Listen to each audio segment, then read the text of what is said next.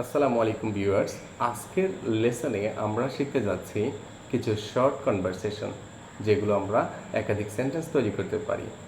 Do from দিয়ে subject পরিবর্তন করে এবং অন্যান্য এর পাশে এম, ইজ, আর এগুলো ব্যবহার করে, হ্যাভ, হ্যাজ, এবল টু এগুলো ব্যবহার করে নতুন নতুন শব্দ তৈরি করতে পারি।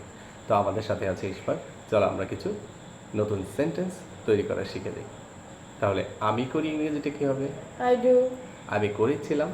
I did. আমি করব। I will do. আমি করছি। I am doing. আমি করেছিলাম। I was doing. আমি করেছি। I have done. Have done. আমি করেছিলাম। I have done. I had Done. ডান। আমি করতে পারি। I can do. I can do. আমি করতে পারতাম।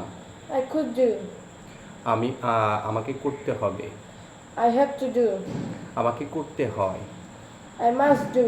না, আই মাস্ট ডু হচ্ছে আমি অবশ্যই করব। আমাকে করতে হচ্ছে I am to do. Do. ঠিক আছে, আবার এখান থেকে বলি।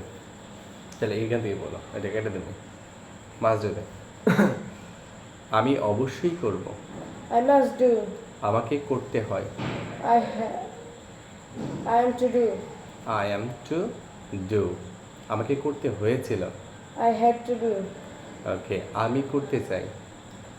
I would like to do. I would like to do. যদি বলি আমাকে আমি করতে পারবো। I will able to do. I will able to do. আমার করা উচিত। I should do. I should do. আমার করা উচিত ছিল। I should have done. I should have done. আমার করার কথা।